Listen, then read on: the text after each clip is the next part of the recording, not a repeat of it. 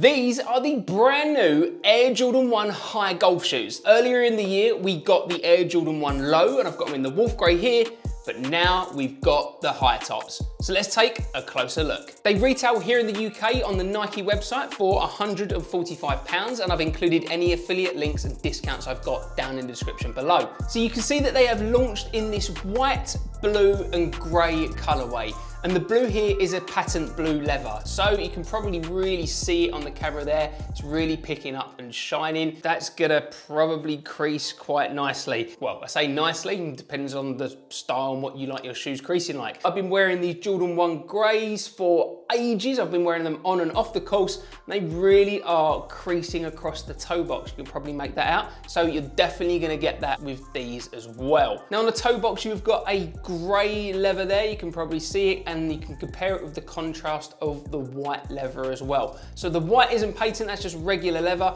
And then you've got the silver swoosh on the outside too. If you take a real close look there, you can see that you've got the Air Jordan Wings logo, and it is a translucent kind of cover on it. It's the plasticky cover.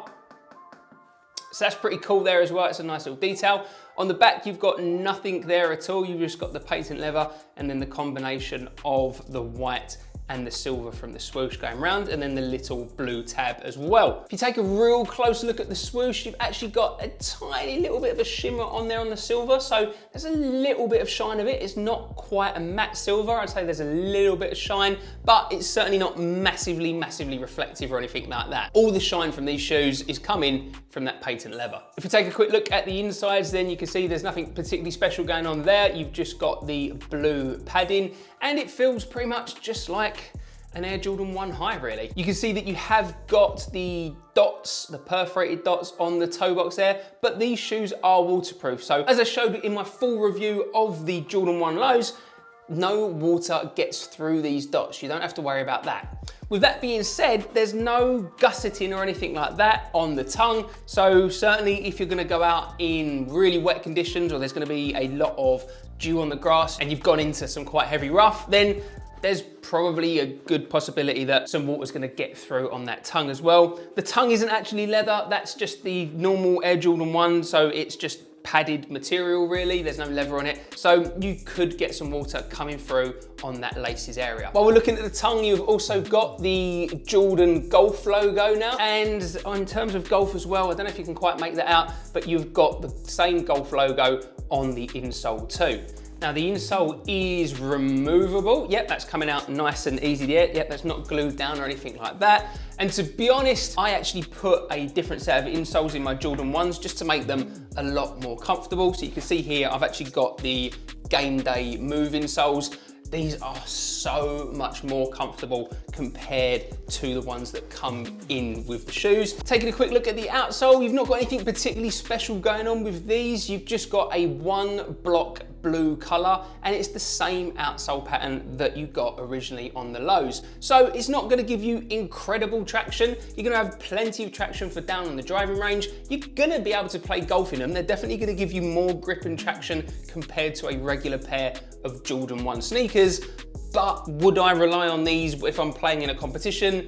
No, personally I wouldn't. I always go with spikes out on the golf course. I haven't actually worn these out on the course yet, but wearing them around the house, they seem for me to fit just like the ones did in terms of the size and the length. So you've got plenty of room in this toe box if you go true to size. Some people do go down half a size. For me, I actually find that these fit perfectly fine true to size. I actually quite like having that little bit of extra wriggle room in the toes, especially given that I put a thicker set of insoles in mine as well. Once I did that, they fit absolutely perfect for me. Just be aware, you might want to go down half a size in these. I'm not someone that wears a lot of high trainers. In fact, I'll correct that. I don't wear any high trainers really. I've got very delicate, sensitive little ankles, and these are gonna rub my ankles to bits. I know they are.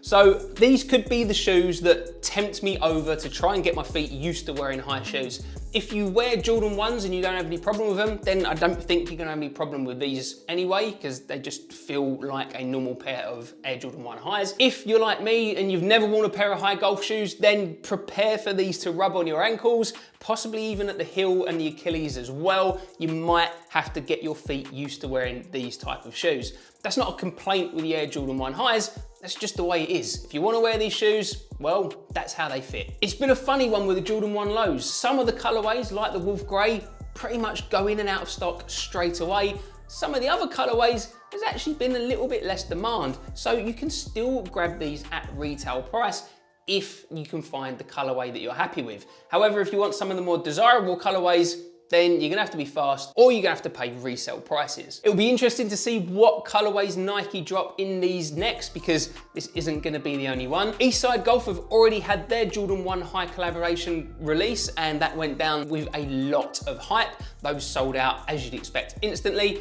And again, I expect this colorway to sell out instantly as well. But there's so many classic colorways available of the Jordan 1 highs. Who knows? The world is Nike's oyster. Let's see what they release. But let me know down in the comments, what do you want to see them dropping next in these shoes? If you're enjoying this video and finding it helpful, then make sure you smash that like button. I will post a full review of these golf shoes once I've had a chance to actually wear them and test them out in the real world on the golf course. And if you can't wait to check out a review of the Jordan 1 golf shoes, then why not check out my full in-depth review of the Jordan 1 low golf shoes, which I've included a link to right here.